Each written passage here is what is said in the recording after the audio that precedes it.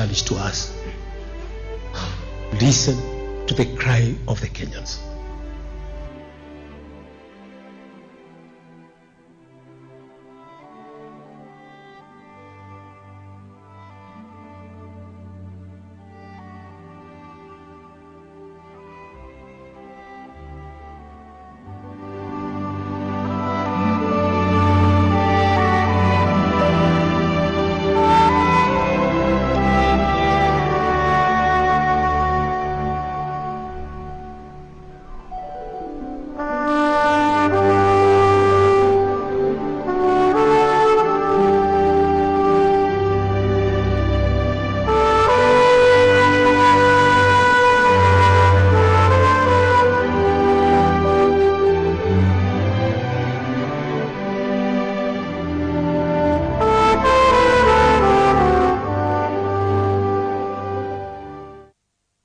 Professor Saitoti was born in 1944 in Ololua village, Ngong division of Kajiado district in the Rift Valley province.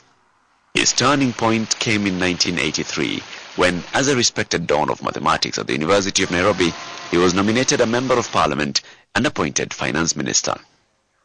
Earlier, the late Mzee Jomo Kenyatta had noticed the strong leadership qualities in the young don and nominated him a member of the East African Legislative Assembly while still lecturing at the University of Nairobi. Well, I joined the University of Nairobi in 1972, and I taught there for about 12 years, rising from lecturer, senior lecturer, associate professors, chairman of the department. And I can tell you that there were many moments where I offered jobs abroad and I didn't. And I do recall very much that in 1977, 78, I was offered a job at the University of Sao Paulo in Brazil, and they wanted me to remain there. I almost stayed there. But I think the good thing is that I got married at the same time, so I think my wife really is a great credit to the fact that I actually never emigrated to Brazil. From the moment that he joined the University of Nairobi as a lecturer after his studies abroad, it was evident that Professor Saitoti was poised for bigger things in life. I did not immediately leave the University of Nairobi to go into politics. Indeed, prior to that, I had been appointed as a member of the East African Legislative Assembly, now defunct, by the late Mzee Jomo Kenyatta, when I was a young university don. Professor Saitoti's shift from the world of academia to the field of politics opened a whole new chapter in his life. As the newly appointed Minister for Finance, his major challenge was to ensure the national economy remained on track and recorded growth. I joined the Ministry of Finance after just being nominated towards the end of 1983. I found an extremely difficult economic scenario at the time. But even to compound the scenario, the country experienced the worst drought that it had ever experienced for 50 years. Having entered Parliament through nomination, a time came when Professor Saitoti had to stamp his mark in the political landscape by seeking the mandate of his Kajiado North constituents. His leadership qualities left no doubt that he was the right person to spearhead development in the area. Prior to my being elected to Kajiado North, the constituency was very much underdeveloped. Indeed, I put in a lot of energy into the transformation of the constituency. And I'm happy that that effort was not wasted because there is a lot of development that has taken place in the constituency. But I think the more important thing is that a great deal of investment has taken place over a period of time. The constituency has become an attractive place for people even from outside to come and build homes there. And really wonderful homes. trading centers have now expanded. And I can say, without any contradiction and with a great deal of courage, that Kajiado North constituency is the highest growing constituency, if not in Kenya, in Africa. When he was elected a Member of Parliament for Kajiado North in the 1988 elections, Professor Saitoti was reappointed to the finance docket. Close to a year later, he ascended to a much higher perch when he was appointed the Vice President of the Republic of Kenya on May 1st, 1989, the sixth person to hold the office since independence in 1963. Henceforth, his focus would be more inclined to the interest of the entire nation. I had to discharge my responsibilities as Vice President as stipulated in the Constitution, not only to advise the President, but also to ensure that I was involved in the development all over the Republic. And of course I was conscious of the fact that holding the portfolio of Ministry of Finance, I had to be conscious of the fact that certain development projects were required in various places and formulated in the development plans. As things started getting better in the beginning of 1985, I decided that it was important to brainstorm on an important session of paper that would come up with recommendations of major reforms in order to ensure that Kenyan economy could grow. As a result of the major reform that we carried out, the Kenya's economy between 1985-1989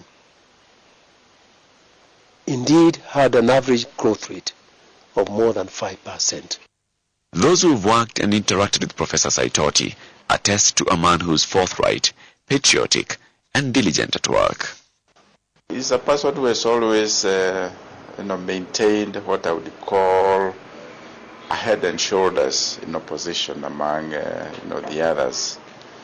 I've known him over the years from his academic side of things, and what I can say is that without any fear of exaggeration, he has tried to maintain that consistency between his professional discipline and his public life. Professor Saitoti's distinguished track record may well be traced back to his brilliant academic performance. Hardly had he finished secondary school education at Mangu High School when he was awarded a scholarship to study in America. When I went to America as an exchange student at Cambridge School of Western, it was a private school and I was the only black person. It had been hoped that I was going to spend 1 year and then could come back again to Mangu High School. In effect, my scholarship was then extended for an extra year, which meant that I then finished high school education in America. I became a Wien International Scholar at Brandeis University, just outside Boston. I then graduated there with a degree in mathematics, but given the nature of the liberal arts education, by the time I finished my degree in mathematics, I had also met the requirements to also obtain a degree in philosophy. When I finished my degree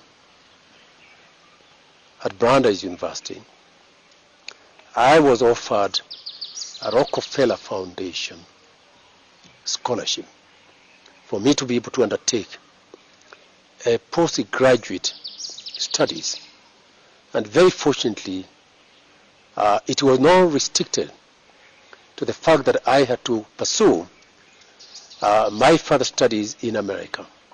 When I joined the University of Sussex, President Mbeki of South Africa today was just finishing, and I met with him. There are also quite a number of other students from many parts of the world. But the good things about Sussex is that It was a very active place. It had a great intellectual atmosphere. There was a great interest in terms of international politics. As a matter of fact, during the time I went to Sussex, I founded the first ever African Association, which now today is the International Student Association. I founded that. Apart from politics and academia, Professor Saitoti had served with distinction as the executive chairman of Mumia Sugar Company, as well as the Kenya Commercial Bank in the same capacity. But even more remarkable is his service in several international organizations. I was indeed elected as chairman of the joint board of the World Bank and IMF in 1990. And it was a very great honor, not just for Kenya, but for Africa. Again, in the year 1999-2000, I was elected as the president of the African, Caribbean, and Pacific nations. And that was a very crucial period because the terms of the Lome Convention Agreement had come to an end, and negotiation on the post-Lome Convention were going to be started. They took into account my past experience in finance and planning, and of course the fact that I was also the vice president. And they felt that I had the ability to spearhead a very delicate and difficult negotiation. Politics is full of twists and turns. Saitoti's day of reckoning came during the infamous Kasarani 1 KANU Party caucus, when the merger between KANU and the National Development Party NDP was endorsed, and saw Saitoti replaced as the vice chairman of the party, albeit unjustly, but he took it in his stride. There come a time when the nation is more important than an individual. He handled it very calmly, he took it graciously, and surely proved to be very mature, even beyond our comprehension. Insofar as KANU as a party was concerned, it was clear from the new development that things would never be the same again in the grand old party. For Professor Saitoti and those of like minds, it was time to move on and help salvage the nation back to the path of true democratic ideals. And this is how Rainbow Movement came into being. When some of us left KANU, coming on the party, in 2002, we left it on principle. Firstly, it had become very clear that KANU had abandoned democracy, which would have allowed people to choose the leaders they wanted to. And it became very difficult for many of us to remain in the party. And therefore went on to form the Rainbow Alliance. We all felt that we needed to unite and to put the interests of Kenyans ahead of our own individual interests.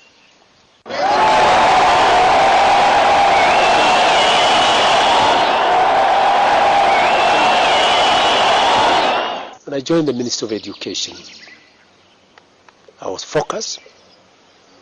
My mind was clear that I had an important mission to accomplish in this country for the young people. The free primary education is a pledge we had given to Kenyans during the campaign.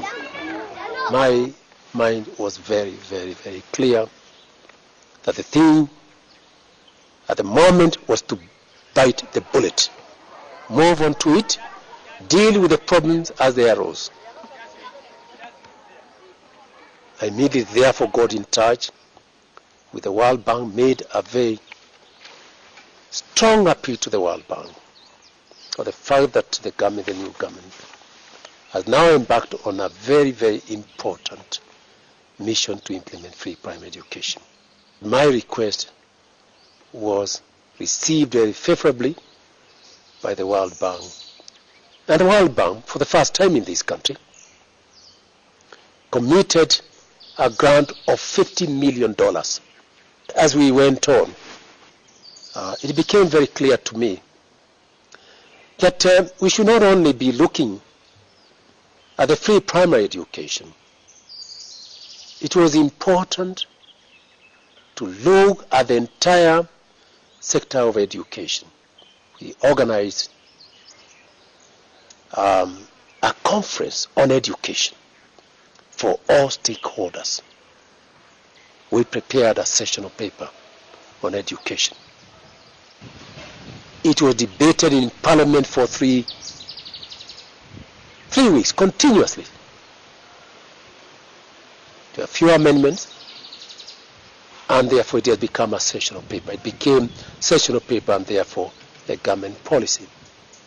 Apart from the education sector, which he has steered to greater heights, Saitoti's leadership qualities have remained a shining example to other Kenyans. I would describe Professor Saitoti first and foremost as a national leader. He views issues from a national perspective and always focuses on national issues, the critical issues of development in our country. This, for me, is a very admirable character. Drawing from his immense experience in public life, locally and internationally, Professor Saitoti has authored a book, Challenges of Economic and Institutional Reforms in Africa.